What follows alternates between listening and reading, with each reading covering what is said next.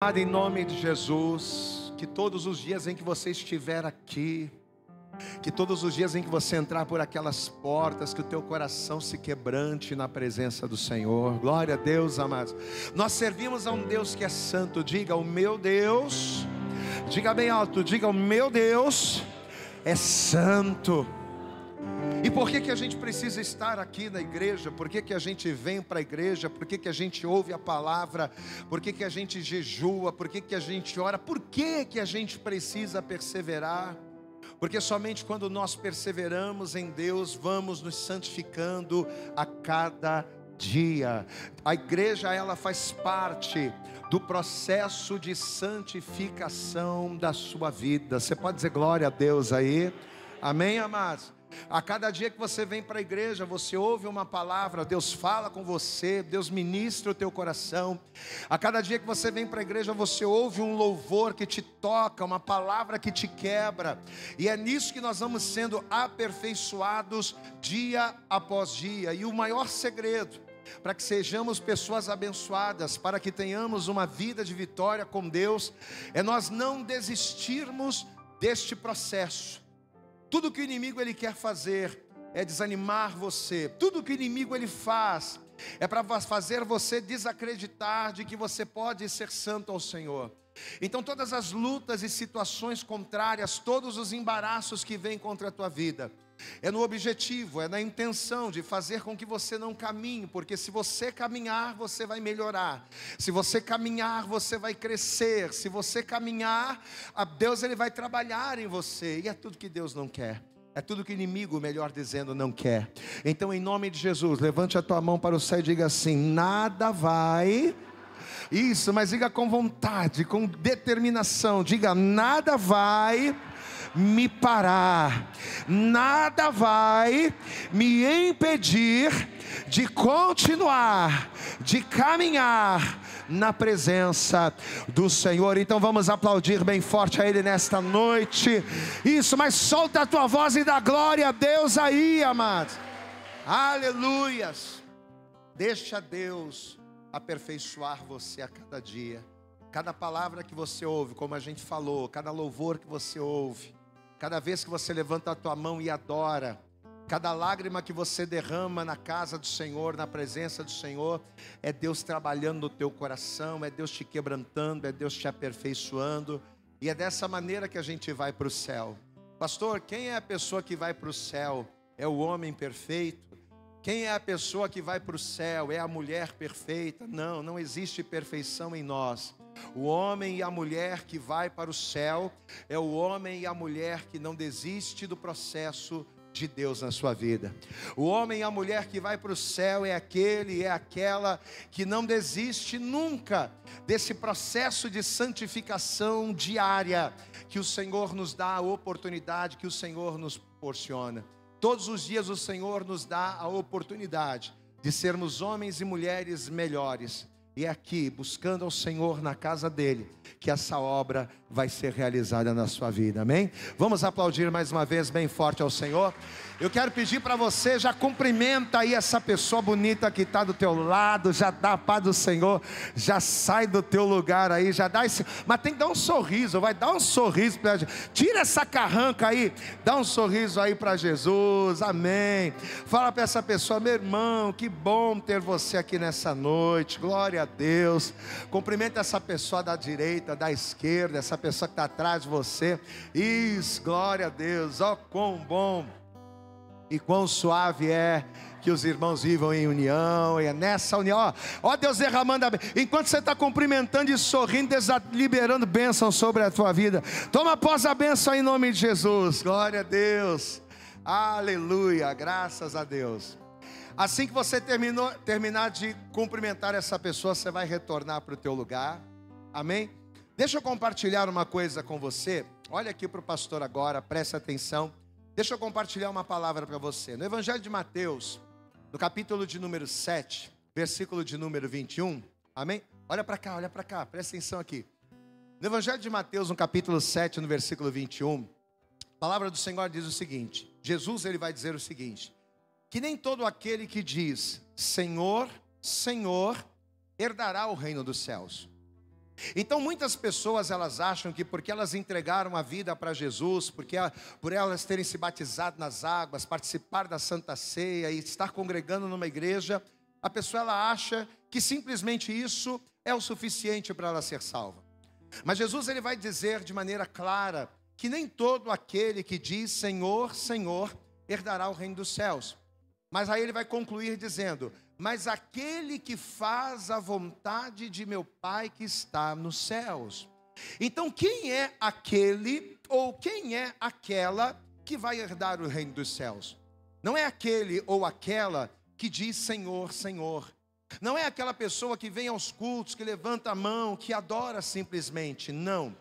Mas além de eu congregar, além de eu estar na igreja, eu preciso fazer a vontade do Senhor. Amém, amados? Então diga assim comigo: para herdar, eu quero ouvir bem alto, diga: para herdar o reino dos céus, eu preciso fazer a vontade de meu Pai, a vontade do Senhor. Amém? Aí a gente pega essa palavra, não é? Para herdar a salvação, para ser salvo, nós precisamos fazer a vontade do Pai. Aí a gente pega essa palavra e a gente vai lá no texto de Mateus 21, quando Jesus ele contou uma parábola. Jesus ele contou uma parábola dizendo o seguinte, que um certo pai, ele tinha 2 filhos. E de repente o pai ele chega nesse primeiro filho e ele diz assim: filho, eu estou precisando que você faça algo para mim. Eu preciso que você trabalhe na vinha. Você vai? E aí aquele primeiro filho virou-se para o pai e disse: não, eu não vou. Ele deu uma resposta negativa para o pai. Mas logo depois ele se arrependeu daquilo que ele disse. E apesar de ter dito que não ia, aquele filho se arrependeu e obedeceu. Aí ele vai virar-se para o segundo filho e vai dizer: filho, eu preciso que você trabalhe para o pai, que você vá lá na vinha, que você cuide dos nossos negócios. E aí o segundo filho, diferente do primeiro, ele vai dizer assim: não, pai, conta comigo, pode deixar que eu vou. Mas na verdade ele não foi. Então o primeiro filho, ele disse que não ia, mas se arrependeu e foi. O segundo filho disse que ia, mas chegou na hora, ele não obedeceu. Aí Jesus ele vai virar-se para a multidão, ele está contando uma parábola, isso é uma história.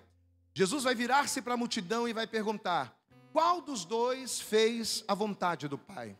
Lembrando que não é aquele que diz Senhor, Senhor que herdará o reino dos céus, mas aquele que faz a vontade de meu. Aí Jesus agora aqui em Mateus 21 ele pergunta: qual dos 2 filhos então fez a vontade do Pai? Aquele que disse que não ia, mas foi? Ou aquele que disse que iria, mas não foi? E aí as pessoas, é claro, vão dizer: o primeiro filho, aquele que disse que não ia, mas ele acabou indo. E eu quero refazer essa pergunta para você. Na sua opinião, qual dos 2 filhos fez a vontade do Pai? Aquele que disse que não ia, mas se arrependeu e foi? Ou aquele que disse que ia, mas não foi? O primeiro ou o segundo, igreja? Quem fez a vontade do Pai? O primeiro ou o segundo? O primeiro. Então qual dos 2 fez a vontade do Pai? O primeiro. E aí o Espírito Santo falou conosco o seguinte: que aquele que fez a vontade do Pai foi aquele que fez o que era necessário. Veja uma coisa, ele disse para o pai: pai, eu não vou. E por que de ímpeto ele disse que não ia? É simples, porque ele não estava com vontade de ir. Ninguém vai chegar para o seu pai e vai dizer: eu não vou fazer determinada coisa, do nada. Então para ele responder para o pai de cara: eu não vou, era porque ele não queria ir. Era porque no seu coração ele não tinha o desejo de obedecer. Mas apesar dele não ter o desejo de obedecer, ele lembrou que aquele que estava pedindo era o seu pai. E ao entender que o pedido era do pai, o que ele fez? Ele deixou de fazer a sua vontade para fazer aquilo que era necessário. Ele pegou a sua vontade de não ir e colocou de lado, e ele priorizou fazer a vontade do Pai. No texto de Mateus 7 nós dissemos, Jesus ele diz, que nem todo aquele que diz Senhor, Senhor, entrará no reino dos céus, mas aquele que faz a vontade de meu Pai. Quem é a pessoa, quem é o filho, quem é o homem, quem é a mulher que faz a vontade do Pai? É aquele que está disposto a fazer o que é necessário. É aquele que está disposto a fazer o que é necessário, independente da sua vontade. É aquele que está disposto a fazer o que é correto, independente do seu querer. Querido, nós estamos vivendo em dias, nós vivemos em uma geração em que a grande maioria das pessoas só querem fazer o que elas querem. Nós estamos vivendo em uma geração em que as pessoas elas não querem ser ministradas, em que as pessoas elas não querem ser ensinadas. Elas simplesmente querem fazer aquilo que desejam, e aquilo que não querem, aquilo que não é agradável, aquilo que não é conveniente, as pessoas simplesmente dizem não, independente se aquilo é da vontade do Pai, independente se aquilo que ela não quer fazer é agradável a Deus. Olha a palavra que o Senhor está trazendo para as nossas vidas nesta noite. O que vai garantir salvação para mim não é estar dentro de uma igreja, levantar as minhas mãos e dar glória a Deus. O que vai me fazer ser um homem salvo não é ter uma carteira de pastor, não é pregar a palavra, não é estar no altar. O que vai fazer com que nós sejamos pessoas salvas em Deus não é o discurso que fazemos ou quem nós somos, mas o que vai fazer a diferença entre aqueles que serão e entre aqueles que não serão salvos é aquele que está disposto a fazer o que é necessário. Muitas das vezes fazer o que é necessário requer abrir mão de coisas que nós queremos muito. Muitas das vezes fazer o que é necessário requer, mesmo cansados, darmos um pouco mais de nós. Muitas das vezes fazer o que é necessário requer abrirmos mão daquilo que queremos para fazer a vontade do Senhor. Então que nessa noite, já através desta ministração, que o Espírito Santo ele comece a falar com você da mesma forma que ele falou comigo, da mesma forma que ele tem falado comigo através desta palavra. Não é aquilo que eu quero que tem que ser feito, mas aquilo que é necessário. Eu não tenho que fazer somente aquilo que me agrada. Eu não tenho que me doar somente quando as coisas são convenientes, mas quando não é conveniente, eu preciso quebrar a minha carne, porque nem todo aquele que diz Senhor, Senhor herdará no reino, entrará no reino, mas aquele que faz a vontade do meu Pai. A vontade do Pai às vezes dói. Você pode repetir isso comigo? Diga: a vontade do Pai às vezes dói. Nem sempre fazer a vontade do Pai é agradável. Fazer a vontade do Pai muitas das vezes requer de nós choro, lágrimas. Muitas das vezes fazer a vontade do Pai requer de nós perseverança. Muitas das vezes fazer a vontade do Pai requer de nós humilhação. Mas quando você se sentir humilhado por estar fazendo a vontade do Pai, ou quando você se sentir prejudicado, porque às vezes fazer a vontade do Pai traz prejuízos. Puxa, pastor, se eu fizesse do meu jeito eu resolvi o problema, mas para fazer do jeito de Deus vai trazer prejuízo para mim. Pois é. Às vezes a vontade do Pai traz prejuízos.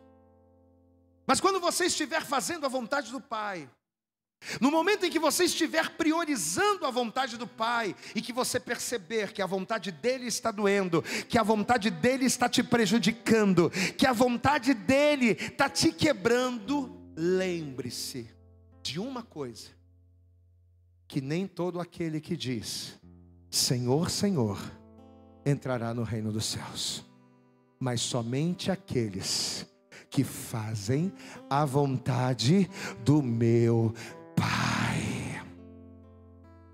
Quando a vontade do Pai estiver doendo, quando a vontade do Pai estiver dilacerando, quando a vontade do Pai estiver te espremendo, lembre-se: eu estou sofrendo agora, eu estou padecendo agora, mas eu estou padecendo pela vontade do Pai, e a vontade do Pai vai me levar à salvação. Pastor, eu tenho muita dificuldade de fazer a vontade do Pai em algumas áreas da minha vida. Eu tenho muita dificuldade, pastor, em fazer a vontade do Pai em alguns momentos, em algumas situações. Vamos orar juntos? Amém? Porque você não é o único, eu também tenho as minhas dificuldades. Acredito que todos nós aqui temos as nossas dificuldades. Quem somos nós para falar alguma coisa? O que nós podemos fazer e o que nós temos que fazer é orar ao Pai, para que nós não venhamos fazer aquilo que nós queremos, mas aquilo que o Senhor quer.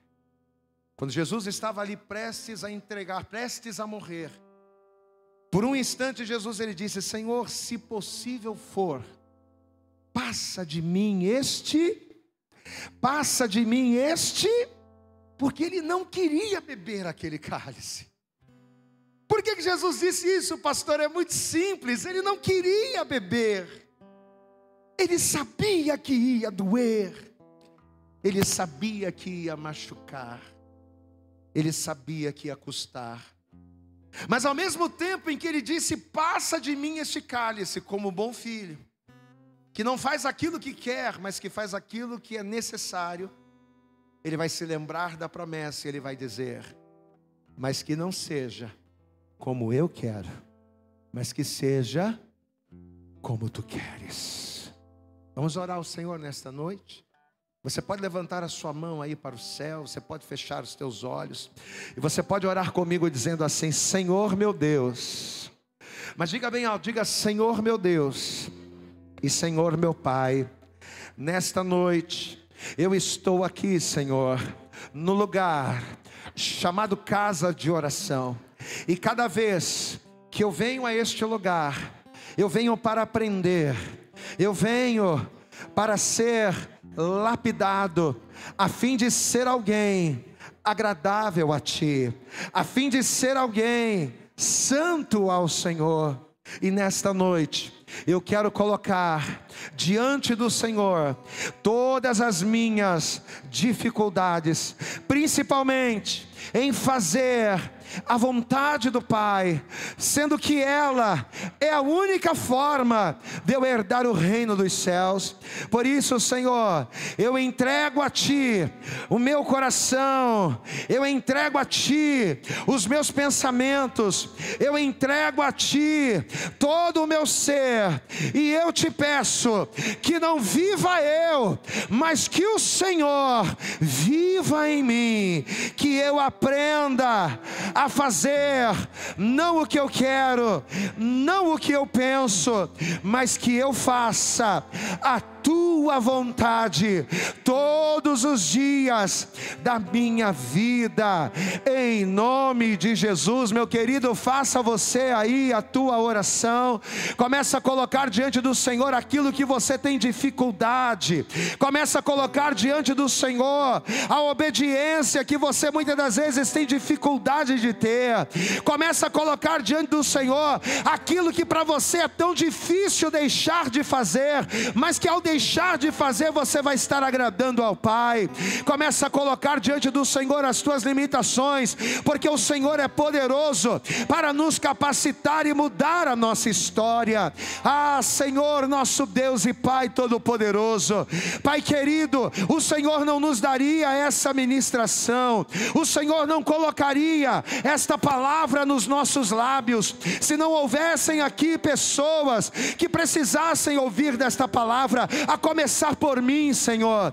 Em nome de Jesus, ó Deus, que nesta noite o teu filho, a tua filha, que nessa noite cada um de nós, a tua igreja, Senhor, venhamos fazer não aquilo que queremos, mas aquilo que é necessário, independente do nosso querer, independente da nossa vontade. Senhor, quebra de nós todo o nosso eu, quebra de nós, Senhor, toda a nossa altivez, quebra de nós, Senhor, todo o nosso orgulho, que muitas das vezes nos impede de fazer o que é necessário. Em nome de Jesus, ó Pai, que esta noite seja uma noite de bênçãos, que nesta noite seja uma noite de vitória, que esta noite seja uma noite de quebrantamento, de derramar da tua graça sobre as nossas vidas. Você pode levantar a tua mão e adorar o Senhor. Levanta a tua mão, meu querido, começa a abrir a tua boca e começa a dizer: Senhor, vai me lapidando, Senhor, vai me modelando, vai me moldando na na tua presença. Eu não quero fazer aquilo que eu desejo, eu quero ser o filho amado que faz o que é necessário. Me ajuda, Senhor, nas minhas limitações, me ajuda, Senhor, nas minhas fraquezas, para a glória, a honra e louvor do teu nome. Eu posso ouvir um glória a Deus nesta noite, eu posso ouvir um povo glorificando, eu posso ouvir os filhos aplaudindo. Você que é filho amado, aplauda aí, aleluias, diga glória a Deus. Levante a tua mão para o céu e diga: eu vou fazer o que é necessário, eu vou deixar o que é necessário, eu vou tirar o que é necessário, eu vou quebrar o que é necessário para ser teu filho amado. Você pode aplaudir bem forte a Jesus nesta noite. Glória a Deus. Faz assim, ó, faz assim, ó, faz assim, ó. Toma posse a palavra em nome de Jesus, amém? Agora que a gente vai para a palavra, glória a Deus, amado. Pega a palavra de Deus aí, por favor, e abra comigo no Salmo 84, amém? Glória a Deus. Pega a palavra de Deus, por favor, e abra conosco aí, Salmo de número 84.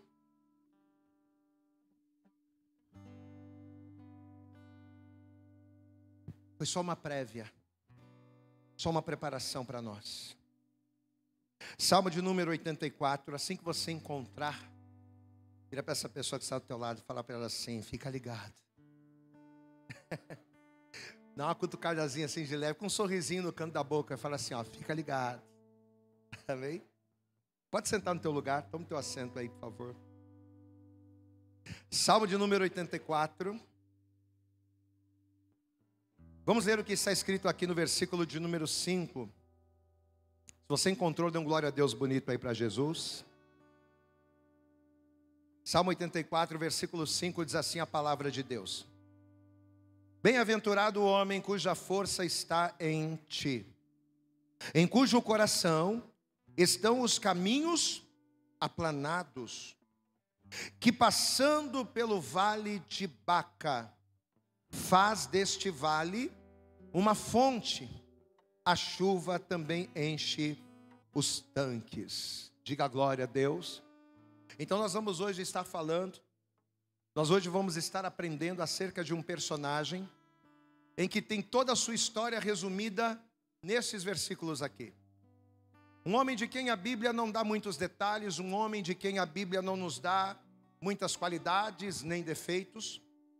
Alguém cuja Bíblia não contou uma história, mas apenas por uma breve leitura a gente consegue entender que esse homem, ele vai ser alguém muito vitorioso, porém ele vai ser alguém vitorioso diante de uma situação muito complicada.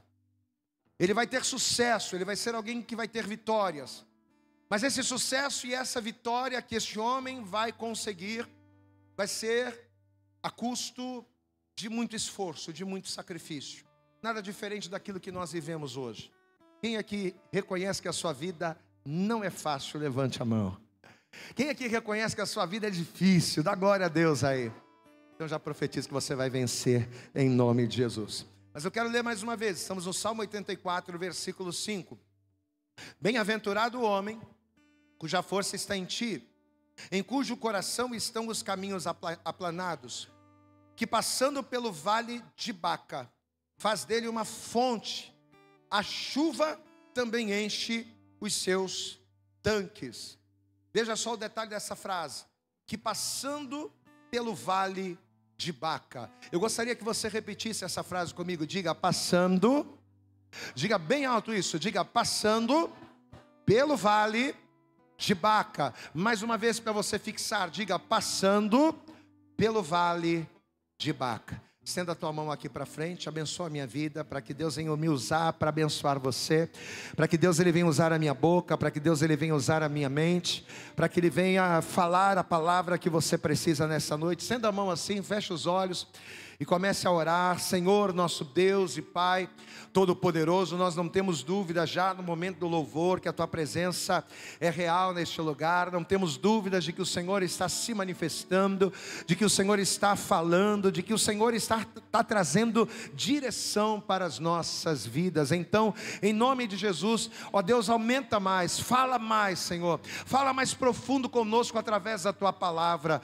Ó Deus, vem clareando o nosso entendimento, vem abrindo os olhos do nosso entendimento, para que possamos Te entender, Te enxergar e viver as Tuas promessas. Fala conosco nesta hora, é o que nós Te pedimos e com fé Te agradecemos em nome de Jesus. E a igreja diga amém, Jesus. Dá aquele glória a Deus bonito, bem alto, bem forte. Isso, agora aplauda bem forte para Jesus, isso, dá toda a honra para Ele, aplauda bem forte aí, aleluias, amém. Agora preste atenção nesta palavra, agora você não vai se distrair com nada, olhe para cá. Segundo o dicionário, o que é um vale, gente? Um vale é uma depressão ou uma planície entre dois montes. Então um vale é muito fácil dele ser identificado. Se você olha e vê uma depressão, uma parte baixa, entre montanhas, entre elevações, você está diante de um vale. Então um vale é uma depressão ou uma planície entre dois montes ou entre duas montanhas. E pesquisando a respeito do significado da palavra Baca, nós descobrimos que dentre vários significados, a palavra Baca, ela vem do hebraico e ela quer dizer lágrimas. O nome Baca do hebraico quer dizer choro. Então, se nós levarmos em consideração o significado desta palavra, e se nós trouxermos este significado para o lado espiritual, o que a gente conclui? Que quando o salmista falou aqui a respeito do vale de Baca, ele não estava se referindo a um lugar físico. O vale de Baca, ele não estava se referindo a um lugar específico ou a um local, não.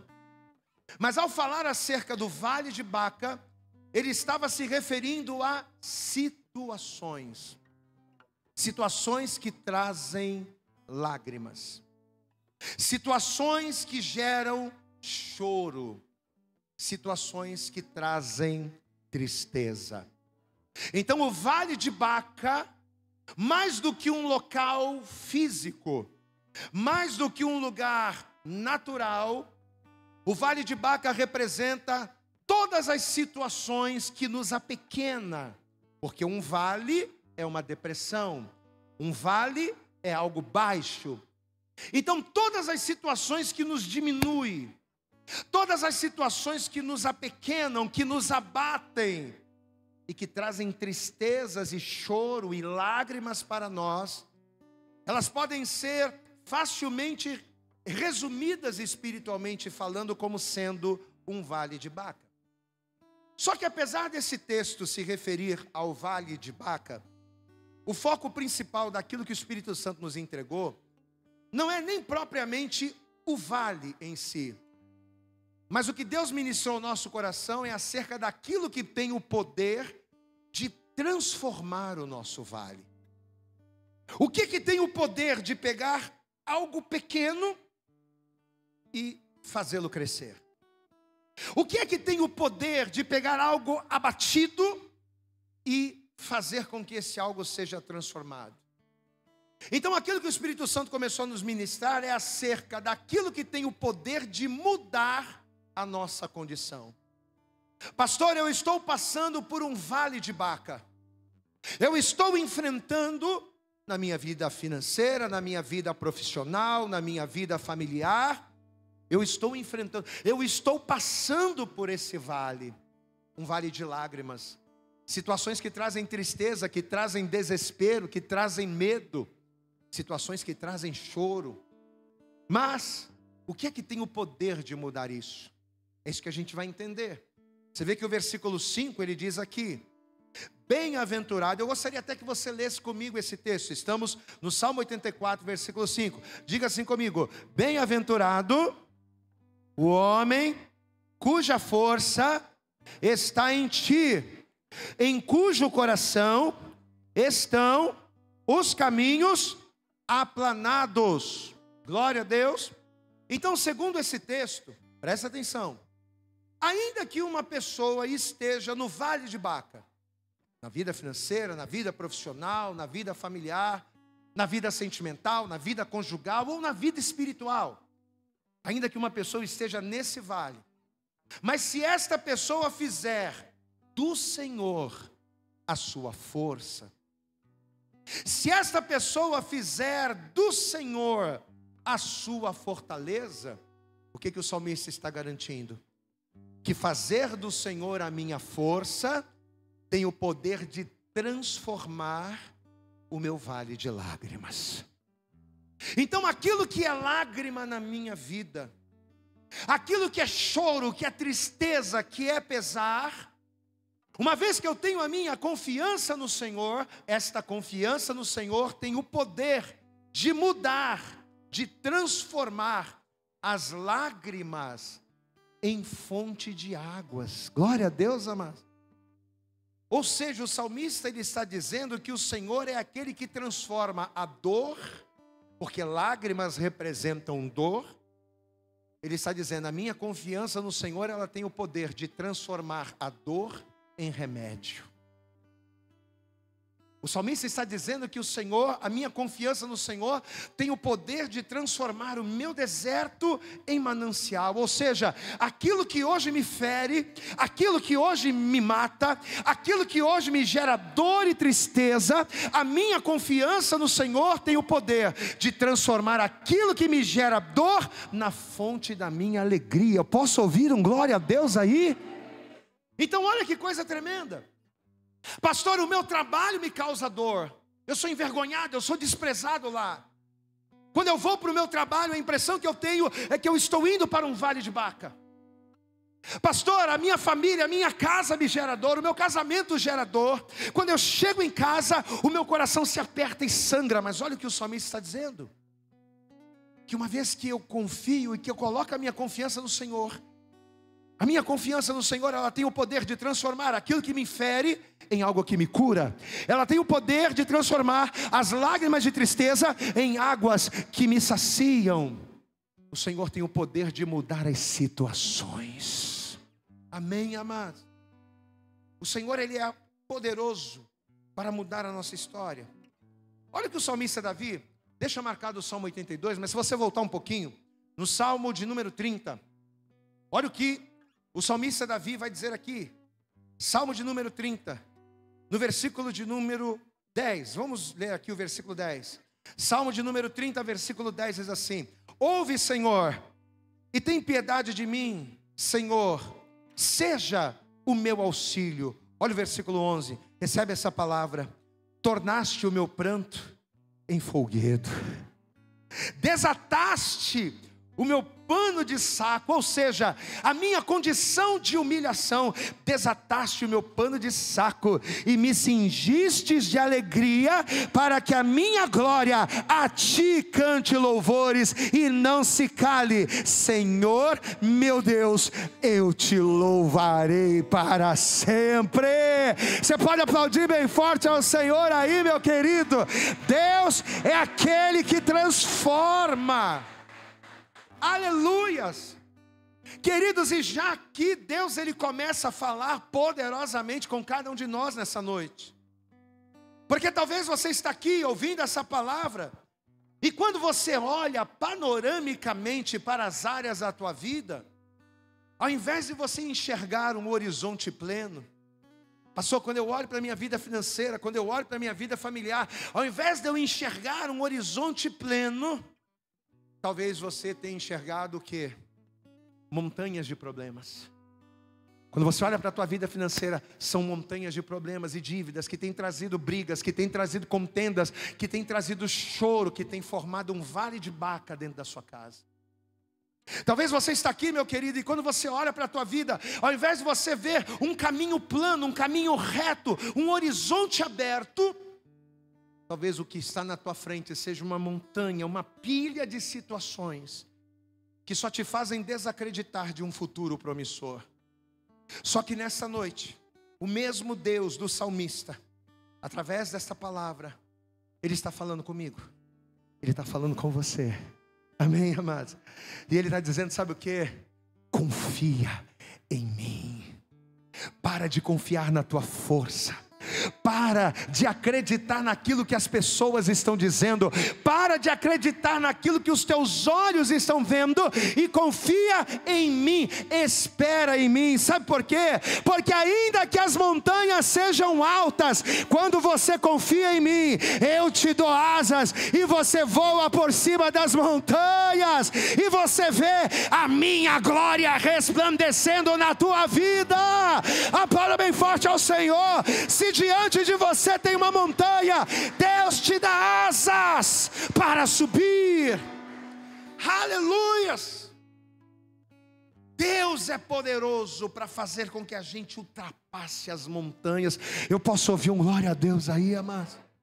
Sabe essas montanhas que bloqueiam o seu horizonte? Sabe essas montanhas, esse monte que além de te colocar no vale, te impede de seguir adiante? Sabe esse monte? Deus, Ele te dá asas para subir. Aleluias. Deus, Ele te dá asas para se sobrepor, para você ultrapassar. Amém, amados? Livro do profeta Isaías, no capítulo de número 40, no versículo de número 28, ele diz isso aqui. Isaías 40, verso 28 diz: não sabes, não ouvistes que o eterno Deus, o Senhor, o Criador dos confins da terra, não se cansa nem se fatiga? Você não sabe disso? É insondável o seu entendimento. Ele dá força ao cansado e multiplica as forças ao que não tem nenhum vigor. Os jovens se cansarão e se fatigarão, os moços certamente cairão, mas os que esperam, os que confiam no Senhor, renovarão suas forças, subirão com asas como águias, correrão e não se cansarão, caminharão e não se fatigarão. Tu não vai morrer no vale, tu não vai morrer no vale, você vai ultrapassar as montanhas. Levanta a tua mão e diga: eu não vou. Está fraco, diga: eu não vou morrer no vale, eu vou superar as montanhas. Fala para essa pessoa, mas com cara de metido, vai, fala para essa pessoa: nós vamos superar as montanhas. Deus vai nos fazer, é só agora, Deus vai nos fazer subir. Vamos aplaudir bem forte a Jesus aí, igreja. Aleluias, glória a Deus. Então, segundo aquilo que a gente está vendo, a gente consegue entender claramente que quando uma pessoa confia no Senhor, e principalmente ao confiar, quando a pessoa faz do Senhor a sua força, o Senhor muda o vale. Diga assim comigo: Deus muda o meu vale. Deus muda a minha situação, Deus, Ele muda a minha condição. Ele pega aquele que está no pó e Ele coloca para sentar entre os grandes desta terra. Os que são primeiros serão os últimos, e aqueles que eram últimos se tornarão primeiros. Eu posso ouvir um glória a Deus aí, meu querido? Quando a gente confia, o Senhor faz isso. Só que além da pessoa confiar, além da pessoa esperar, e além da pessoa fazer de Deus a sua força, existe um outro detalhe que é tão importante, tão primordial, e que também faz toda a diferença. Eu preciso crer que Ele é aquele que move as águas. Eu preciso crer que Ele é aquele que muda o meu vale. Mas existe um outro detalhe importante que faz a diferença. Vamos voltar comigo no texto inicial, Salmo 84. Versículo de número 5. Salmo 84, versículo 5 diz assim a palavra: bem-aventurado o homem cuja força está em ti. Bem-aventurado o homem que confia no Senhor, que a força está em ti. Aí ele diz assim, vírgula: em cujo coração estão os caminhos aplanados. Repita essa frase comigo, diga: em cujo, diga bem alto, igreja, em cujo o coração estão os caminhos aplanados. Então olha aqui para mim e preste atenção. Além do salmista falar aqui acerca da força, além dele falar acerca da confiança, além dele falar a respeito de esperar, ele também nos dá um detalhe muito importante, que é crucial, que é fundamental, que faz a diferença na vida de uma pessoa para com a outra. Ele fala aqui do coração da pessoa andar em caminhos aplanados. Amados, o que significa isso para nós? O que Deus quer dizer com um coração andar em caminhos aplanados? Qual é a revelação? Qual é a explicação? A palavra aplanado significa nivelado. Um caminho aplanado significa um caminho nivelado. Um caminho aplanado significa um caminho liso, um caminho reto. Então, ter o meu coração nos caminhos aplanados é nós estarmos em Deus. Não é só a gente confiar que Deus pode. Não é só a gente acreditar que Deus faz. Mas ter o coração nos caminhos aplanados, mais do que acreditar que Deus pode e faz, é eu estar em Deus. É estarmos, andarmos e vivermos segundo a sua palavra. Amém, queridos? Andar segundo nos caminhos aplanados, ter o meu coração nos caminhos aplanados, é o único acesso para os lugares altos. Quem aqui quer andar nos lugares altos? Quem aqui quer viver nos lugares altos, nas promessas? Qual é o caminho que vai nos levar para os lugares altos? Os caminhos aplanados.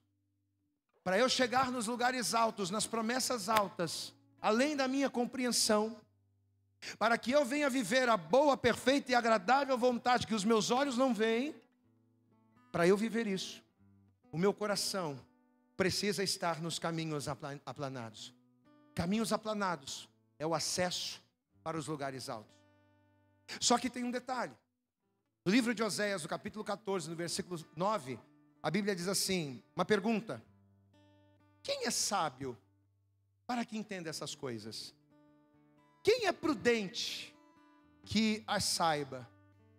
Porque os caminhos do Senhor são retos, e os justos andarão nele, mas os transgressores neles cairão. Diga assim comigo: os justos andarão neles, mas os transgressores neles cairão. Então vamos pensar, olhe para cá. Caminhos aplanados que nos tiram do vale, nos levando acima das montanhas. Caminhos aplanados que mudam o nosso vale e que nos faz andar em lugares altos, são caminhos por onde somente os justos podem trilhar. Somente o coração de um homem justo, somente o coração de uma mulher justa é que consegue trilhar por estes caminhos aplanados que nos levam aos lugares altos. Porque segundo o salmista, do contrário, aquele que transgride vai cair. Por mais que acredite que Deus exista. Não, mas eu creio em Deus. Por mais que esteja esperando. Não, eu estou esperando em Deus. Eu confio em Deus. Eu creio que Deus ele vai fazer. Não importa. A pessoa pode crer, a pessoa pode entender, a pessoa pode reconhecer. Mas se ela não buscar a Deus, de maneira a colocar o seu coração nos caminhos aplanados, se ela não entrar na justiça de Deus, por mais que ela creia, por mais que ela acredite, por mais que ela espere, a promessa não se cumpre. Então o que o Senhor está falando aqui? Eu posso crer que Deus existe, eu posso crer que Ele é poderoso, mas se eu não me voltar para Deus, Se eu não entender que eu preciso ter um coração inclinado a andar no caminho reto, eu nunca vou chegar nos lugares altos. E se eu nunca vou chegar nos lugares altos, o que isso significa? Que eu nunca vou sair do vale. Então, sair do vale para chegar nos lugares altos passa de maneira intermediária pelos caminhos aplanados. Mas quem é que tem condição de caminhar por esses caminhos aplanados? Aquela pessoa que se volta para Deus. E é tendo essa explicação como pano de fundo, que nós vamos cair na história daquele homem que eu falei, quando a gente leu o texto inicial. Houve um homem na palavra de Deus, que só pelo seu nome de nascimento, apesar da Bíblia dar muito poucas informações acerca dele, apesar de falar muito pouco, a gente percebe de uma maneira clara que a vida desse homem estava num vale de Baca, num vale de lágrimas.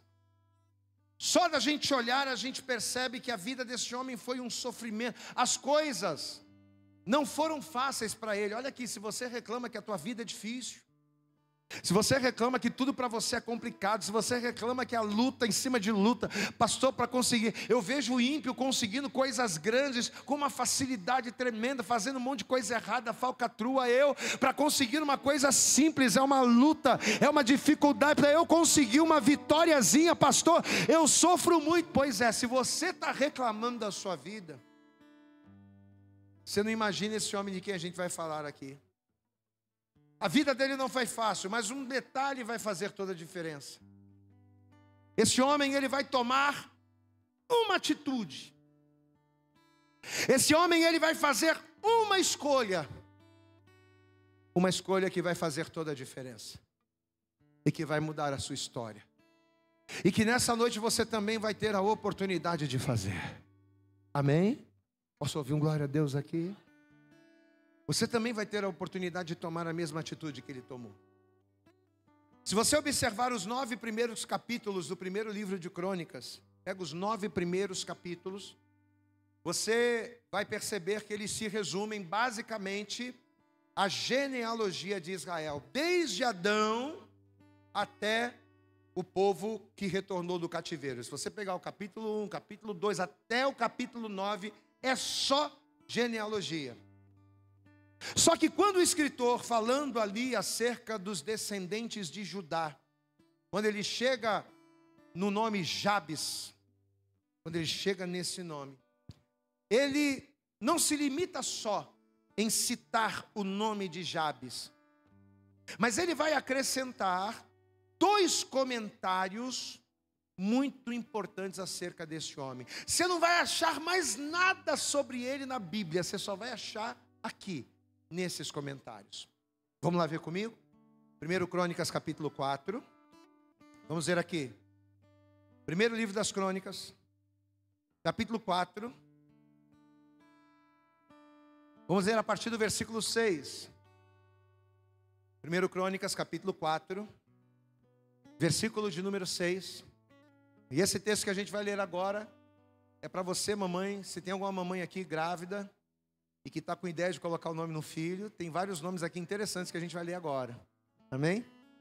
Olha quanto nome bonito tem aqui, ó. Vamos lá. 1 Crônicas capítulo 4, verso 6 diz assim: E Naará deu à luz a Auzão, e a Efer, e a Temeni, e a Astari. E esses foram os filhos de Naará. Você pode dar glória a Deus aí, igreja. E os filhos de Elá, Zerete, Izar, Etinã. E Cós gerou Anube e Azobeba, e as famílias de Arael, filho de Arum. Amém? Aí agora o que nos interessa, versículo 9. E foi Jabes mais ilustre do que os seus irmãos. Diga a glória a Deus aí. Ele está falando acerca de uma genealogia, de repente ele para e ele resolve falar acerca de Jabes. Mas o interessante é que ele não vai falar que Jabes é filho de fulano, neto de ciclano, não. Ele vai falar acerca da personalidade, da pessoa de Jabes. E ele vai dizer assim: e foi Jabes mais ilustre do que seus irmãos, e sua mãe chamou seu nome de Jabes, dizendo: porquanto com dores o dei à luz.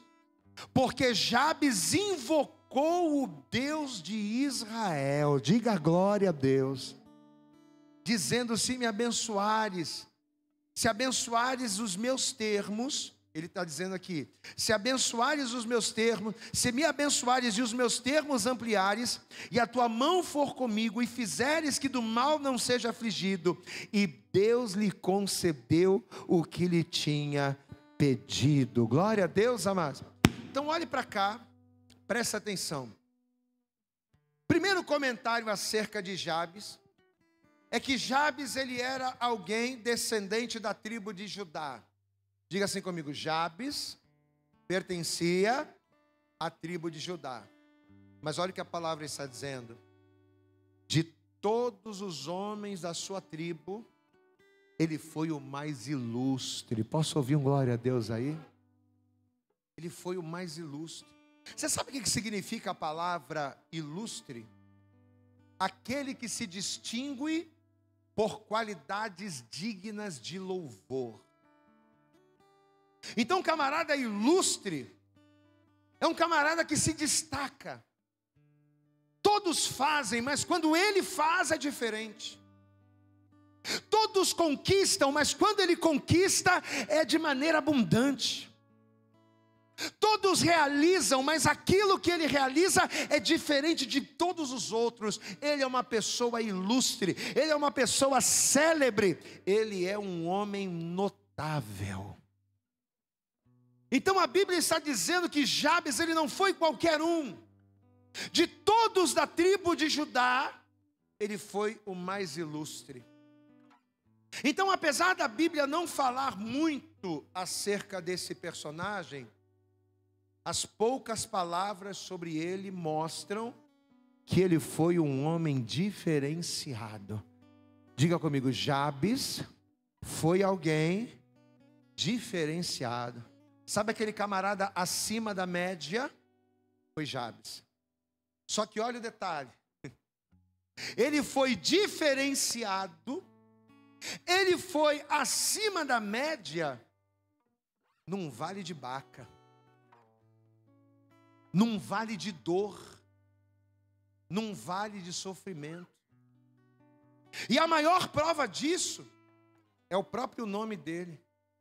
No próprio nome, ele já carregava o negativismo de uma vida de lágrimas. O que o texto está dizendo aqui? Versículo 9: e foi Jabes mais ilustre do que seus irmãos, e sua mãe chamou seu nome Jabes, dizendo, diga bem alto, porquanto, diga bem alto, porquanto com dores dei à luz. Amém, amados? Olha o que ela está dizendo. Eu vou botar o nome dele de Jabes, sabe por quê? Porque ele veio ao mundo diante de muitas dores. Eu estou sentindo muitas dores, então o nome dele vai ser Jabes. Deixa eu explicar um negócio para você. Naquela época, nessa época bíblica, os nomes eles eram mais do que nomes. Os nomes eles eram legados. Diga comigo, os nomes eram legados. A Bíblia diz que quando Jacó mudou o nome de seu filho, Raquel estava prestes a morrer, estava dando à luz com dores, e naquele momento de sofrimento, quase morrendo, quando o filho nasce, ela diz, esse menino vai se chamar Benoni. Por quê? Porque ele será o filho da minha dor.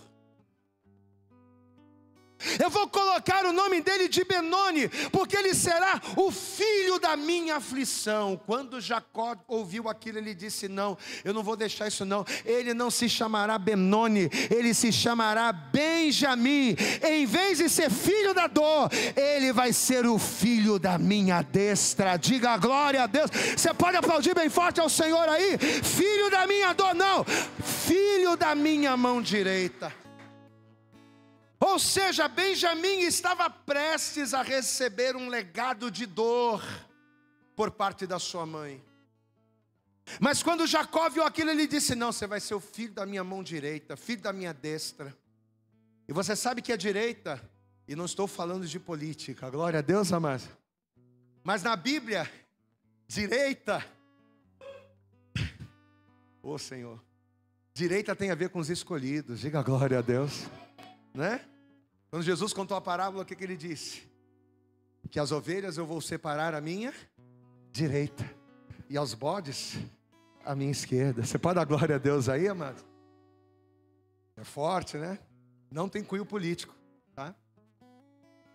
Mas olha só o que Jacó fez. Tu serás o filho da minha mão direita. Ou seja, aquilo que seria maldição, ele estava transformando em bênção. Diga glória a Deus. Mesma coisa aconteceu com o próprio Jacó, né? Quando Deus mudou o nome de Jacó, Jacó significa enganador, suplantador.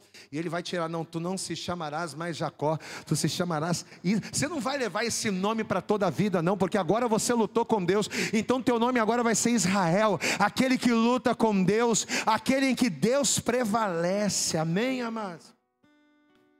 Então o nome naquela época não era só um nome. Mas quando a pessoa recebia o nome, ela recebia um legado dos pais. Então, por conta disso, o Jabes certamente foi uma pessoa que já desde a infância, desde o seu nascimento, ele já estava, vamos dizer assim, fadado ao fracasso, ao insucesso, ao vale de lágrimas. Glória a Deus, amados. Mas aí eu pergunto, o que Jabes fez? Ele aceitou o mal que estava sobre ele? Ele simplesmente disse: ah, mas a vida é assim mesmo, isso acontece, coisa da vida. Ele fez isso, igreja, sim ou não? Jabes, ao invés de aceitar aquilo que estava, o mal que estaria vindo sobre ele, o que ele vai fazer? Ele vai invocar o nome do Senhor. Posso ouvir um glória a Deus aí? Vamos ver aqui, 1 Crônicas, capítulo 4, versículo 10. Porque Jabes invocou o Deus de Israel. Repita isso comigo, diga Jabes, diga bem alto, Jabes invocou ao Deus de Israel. Olha aqui para mim. Mesmo a uma montanha de lágrimas, mesmo dentro de um vale de Baca, Jabes, ele vai invocar o nome do Senhor, e ele vai bater o pé e dizer: olha, eu não aceito o mal sobre a minha vida, ainda que eu tenha um nome que carregue um estigma, ainda que eu tenha um nome que carregue um legado, eu rejeito esse legado na minha vida, e a partir de hoje, eu invoco ao nome do Senhor, para que o nome dele seja glorificado na minha vida. Diga glória a Deus. Olha aqui, meu querido, olha aqui para mim. Talvez você está aqui hoje, ou seja pelos pais, ou seja pelo passado, ou seja pela família, seja lá pelo que for. Talvez sobre a tua vida existe um legado de maldição. Talvez sobre a tua vida exista um legado de derrota. Talvez sobre você e a tua descendência exista um legado de destruição. Só que nesta noite, através dessa palavra, Deus está dizendo: levanta a tua mão, abre a tua boca e me invoca, porque hoje eu quebro todo jugo, eu quebro o vale e te coloco entre os grandes desta terra.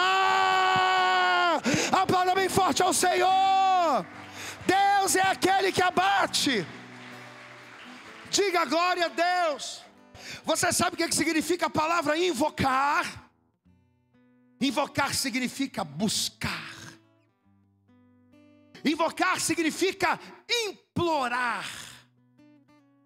Invocar significa suplicar. Amém? A Bíblia diz que Jabes invocou ao Senhor. Diga glória a Deus. Ou seja, ele não fez simplesmente uma oração: Senhor, em nome de Jesus, abençoa a minha vida, abençoa a minha família, abençoa a minha vida financeira. Amém. Não. Deus! Assustou? Alguém falou aí, que susto. Mas essa foi a ideia mesmo. Muda a minha história. Olha aqui, ó.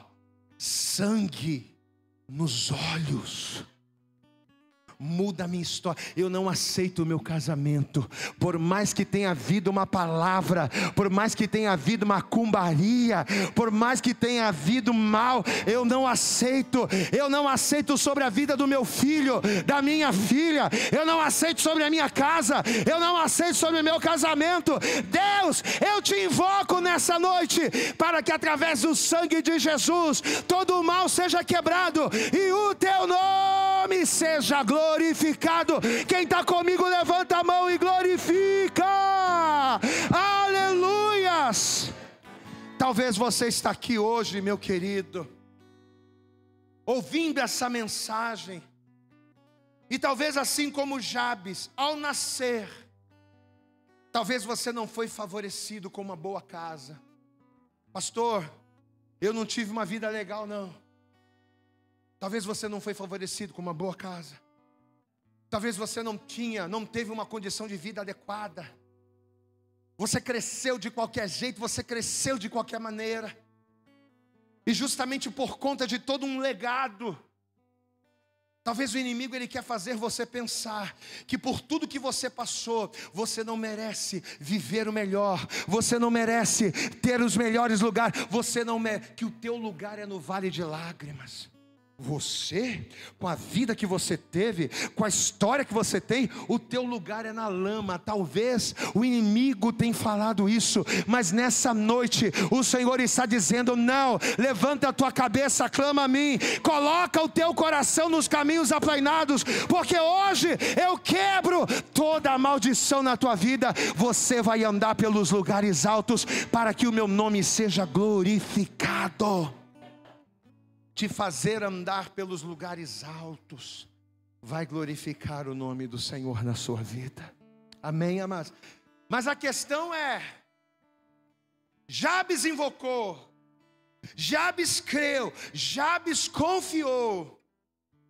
Mas a questão é, eu preciso estar disposto nessa noite a colocar o meu coração nos caminhos aplanados. Amém? Porque o caminho que me leva aos lugares altos são os caminhos aplanados do Senhor. Quantos estão dispostos a trilhar em Deus? Levanta a mão. Não adianta só clamar. Eu quero orar a Deus em nome do Deus que o pastor Vitor está pregando lá, né? Nem os filhos lá os filhos de Seva, né? Em nome do Deus que Paulo prega. Não é assim que funciona. Em nome do Deus a quem eu sirvo, em nome do Deus a quem eu creio, em nome do Deus com quem eu caminho, em nome do Deus a quem eu sigo todos os dias da minha vida, em nome do Deus a quem eu me quebranto, em nome do Deus a quem eu espero, em nome do Deus a quem eu glorifico. Nesta noite eu vou viver uma virada para a glória do teu nome. Quem está nessa palavra, diga glória a Deus. Então você vai se colocar de pé em nome de Jesus. Se coloca de pé. Eu quero louvar o Senhor com você antes da gente orar. Amém? Em nome de Jesus. Vai curvar a sua cabeça.